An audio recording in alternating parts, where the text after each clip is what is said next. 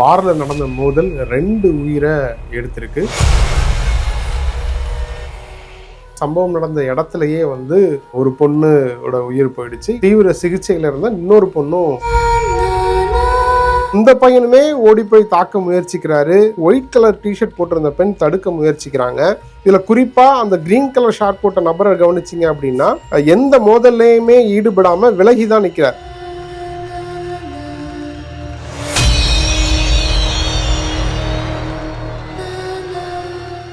சென்னை கோயம்பேட்டில் இருக்கக்கூடிய ஒரு தனியார் பார்ல நடந்த மோதல் 2 உயிரை எடுத்திருக்கு. சம்பவம் நடந்த அன்னைக்கு சம்பவம் நடந்த இடத்துலயே ஒரு பொண்ணோட உயிர் போயிடுச்சு. இப்போ தீவிர சிகிச்சையில இருந்த இன்னொரு பொண்ணும் இப்போ இல்லை. ஸோ இப்போ என்னடான்னா அந்த சம்பவத்தோட சிசிடிவி காட்சிகள் வெளியாயிருக்கு.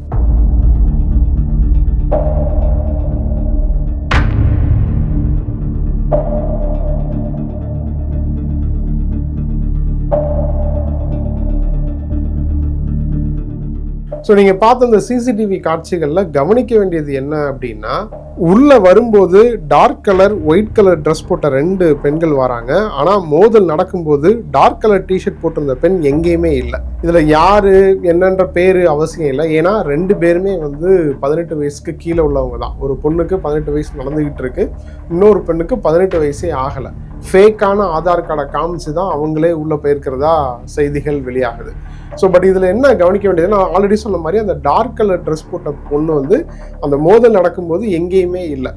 ஸோ சம்மந்தப்பட்ட அந்த பொண்ணோட அம்மா என்ன சொல்கிறாங்க அப்படின்னா, பார்ல இருந்த நபரே சொன்னாங்க, என் பொண்ணு அவங்க குடிக்கவே இல்லை, அந்த பொண்ணு ரொம்ப நல்ல பொண்ணு, சேர்ல உட்கார்ந்து இருந்துச்சு, இன்னொரு பொண்ணு தான் வெளியில போயிட்டு வந்துகிட்டு இருந்துச்சு, ஆனால் இந்த பொண்ணு அங்கே தான் உட்காந்துருந்துச்சு, போகும்போது இந்த பொண்ணை கூப்பிட்டு போயிட்டாங்க அப்படின்னு சொன்னாங்க. என் பொண்ணு குடிக்கல, அந்த பார்ல உள்ள அவனே சொன்னான், அந்த பொண்ணு வந்துச்சு, அந்த சேர்ல உட்காந்துட்டு போயிடுச்சு. ஸோ இப்போ இந்த காட்சியை பார்த்தா உங்களுக்கே புரிஞ்சிருக்கும். முதல்ல 4 பேர் உள்ள என்ட்ரி ஆகுறாங்க. ஒரு டார்க் கலர் ஷார்ட் போட்ட பொண்ணோட தோல் மேல கை போட்டு சைட்ல கூப்பிட்டு போறாரு. அங்க ஆல்ரெடி 2 பேர் இருக்காங்க. இன்னொரு காட்சியில அந்த கிரீன் கலர் ஷார்ட் போட்ட பையனை டார்க் கலர் ஷார்ட் போட்ட பொண்ணு கைப்பிடிச்சு உள்ள கூப்பிடுறாங்க. ஆனா அந்த நபர் உள்ள போகல. பட் இந்த பையன் தாக்கப்படுறாரு. அந்த ஒரு மாதிரி ஷார்ட்ல செக்டு போட்ட டிசைன் போட்ட அந்த பையன் தாக்கப்படுறாரு. ஏன்னா யாரு என்னன்ற விவரங்கள் அந்த சிசிடிவில அவ்வளோ கிளியரா இல்லை. அதனாலதான் அவங்க போட்ட ட்ரெஸ்ஸை வச்சு நான் சொல்றேன். ஸோ இந்த பையனுமே ஓடி போய் தாக்க முயற்சிக்கிறாரு. இந்த பையன் தாக்கப்படும் போது ஒயிட் கலர் டிஷர்ட் போட்டிருந்த பெண் தடுக்க முயற்சிக்கிறாங்க. அவங்களும் சில பேரை தாக்குறாங்க.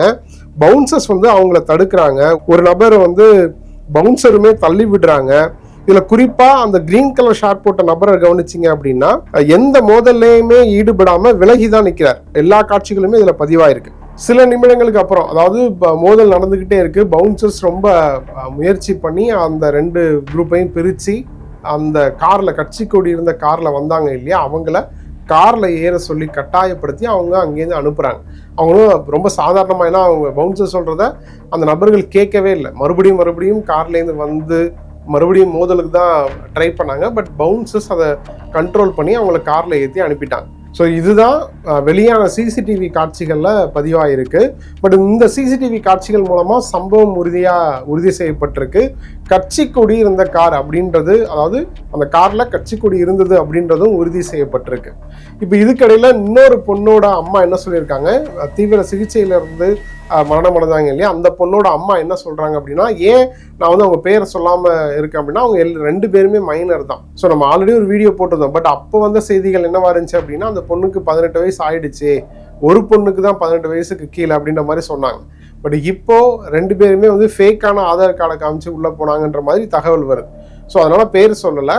ஸோ தீவிர சிகிச்சையில இருந்து இப்போ மரணம் அடைஞ்சிருக்கிற அந்த பொண்ணோட அம்மா என்ன சொல்றாங்க, எனக்கு என்னோட பொண்ணை கூப்பிட்டு போன பசங்க மேலேயுமே சந்தேகம் இருக்கு அப்படின்ற மாதிரி பேட்டி கொடுத்திருக்காங்க. 2 பேர் கூட்டின்னு போனாங்க பாத்தீங்களா, அவனுங்க மேலயும் டவுட் இருக்கு, இந்த 8 பேர் மேலயும் டவுட் இருக்கு. கூடுதலா என்ன கேள்வியை முன்வைக்கிறாங்க அப்படின்னா, எஃப்ஐஆர் படி, அதாவது புகார் கொடுத்த அந்த நபர் அர்ஷத் அப்படின்ற நபர் புகார் கொடுத்திருக்காரு. அவர் குறிப்பிட்ட அந்த எஃப்ஐஆர்ல என்ன மென்ஷன் பண்ணியிருக்கு அப்படின்னா, ஒரே பைக்ல 4 பேர் போயிருக்காங்க. ஒரு பையன் ஓட்டி இருக்கான், அதுக்கப்புறம் 2 பொண்ணுங்க இருந்திருக்காங்க, பின்னாடி ஒரு பையன் இருந்திருக்கான். ஸோ அப்படி இருக்கும்போது நடுவில் இருந்த 2 பொண்ணுங்களுக்கு மட்டும் அடிபட்டிருக்கு, பின்னாடி இருந்த பசங்களுக்கு அடிப்படல. அது எப்படி? ஸோ அதனால தான் எனக்கு கூடுதல் சந்தேகமாக இருக்குன்ற மாதிரி அவங்க அம்மா வந்து கேள்விகளை முன் வச்சிருக்காங்க. ஸோ இப்போ இந்த சம்பவத்தை பொறுத்த வரைக்கும் விசாரணையின் அடிப்படையில் கிட்டத்தட்ட 7 பேரை அரெஸ்ட் பண்ணியிருக்காங்க. அதே மாதிரி சம்பவம் நடந்த பார் வந்து சீல் வைக்கப்பட்டிருக்கு. ஆனால் 11 மணி வரைக்கும் தான் பார் நடத்தப்படணும்னு சொல்கிறாங்க. அதை மீறி எப்படி அது ரன் ஆச்சு, 18 வயசுக்கு கீழே இருக்கிறவங்கள எப்படி உள்ளே அனுப்புனாங்கன்னு பல கேள்விகள் எழுது. ஃபேக் ஆதார் கொடுத்துருக்கிறதா சொல்லப்படுது. அந்த ஃபேக் ஆதார் கார்டை நம்புற அளவுக்கு தான் அவங்க அதை செக் பண்ணாங்களா அப்படின்ற கேள்வியும் எழுது. இன்னும் சில பேர் என்ன சொல்றாங்கன்னா, பாரோட உரிமையாளர் வந்து ஆளுங்கட்சியை சேர்ந்தவர், அதனால மோதல் வந்து பாருக்கு வெளியில தான் நடந்துச்சு, இதுக்கும் பாருக்கும் சம்மந்தம் இல்லைன்னு போர்ட்ரேட் பண்றாங்க அப்படின்னும் சில செய்திகள் வெளியாகுது. பட் என்ன இருந்தாலும் வெளிவரக்கூடிய தகவல்கள் செய்திகளை தாண்டி வெளிப்படையான விசாரணை மூலமா யார் தவறு செய்திருந்தாலும், யார் மேல தவறு இருந்தாலும், அது எத்தனை பேராக இருந்தாலும் அவங்க மேல சரியான நடவடிக்கை எடுக்கப்படணும் அப்படின்றது தான் எல்லாரோட கோரிக்கையாகவும் இருக்கு. நன்றி.